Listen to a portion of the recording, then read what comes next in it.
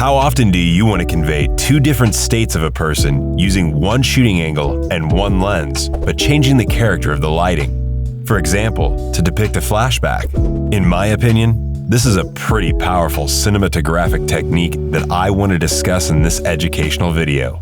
Towards the end of the video, I'll talk about an important aspect that you should consider before shooting to maintain the coherence of the visual story during editing.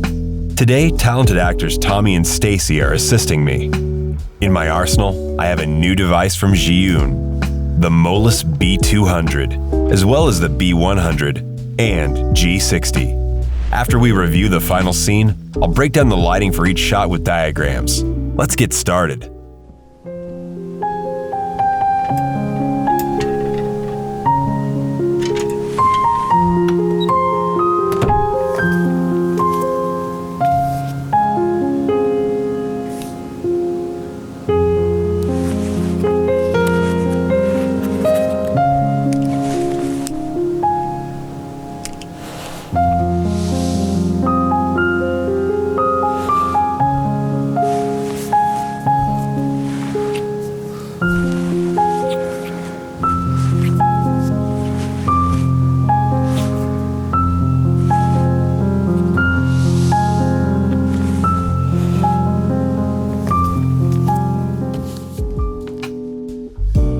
To produce a series of educational videos for you, I filmed a short film to delve deeper into directional techniques and cinematic lighting methods.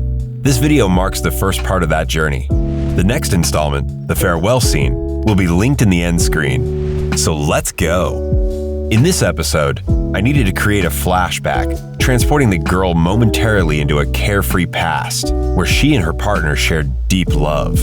To achieve this, I required equipment that could connect to a single phone, allowing me to swiftly adjust the lighting on location. The team at Zhiyun offered to help out by providing their MOLUS series lighting devices and assured me that with their mobile app for remote light control, ZY Vega, I wouldn't waste any time on set. The first shot is quite somber. I wanted to emphasize the melancholic state of the girl and illuminated the scene in warm evening light, and that transition to the flashback with an emphasis on bright daylight. I used the MOLUS B200 in a distant room because initially I needed subdued warm light, and for the next scene in the same room, bright daylight. The B200 has the same color temperature as the practical lamp you can see in the background, 2700K. To give the frame a more depressive mood, I needed a cold, dramatic color. I placed the MOLUS B100 with a color temperature of 5600K and a blue gel filter nearby on the stairs and reflected it off the walls and ceiling. This added cold tones to the frame, emphasizing the loneliness of the heroine.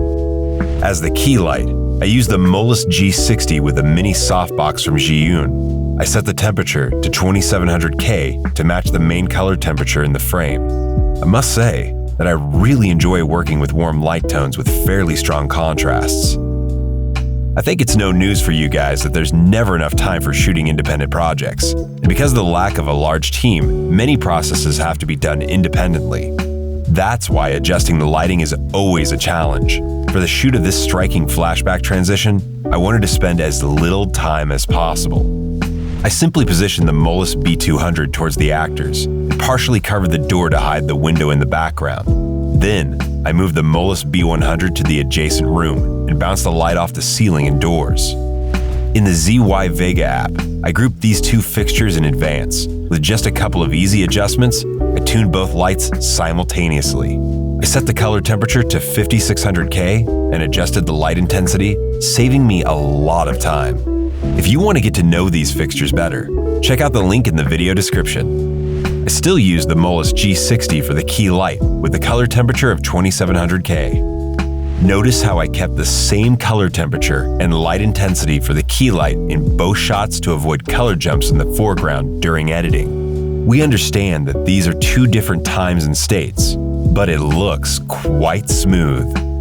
Pay attention to such details before shooting. It helps maintain the overall feel of visual storytelling. If you want to continue following the creation of my educational short film, click on the end screen. Wishing you all successful shoots. Stay tuned.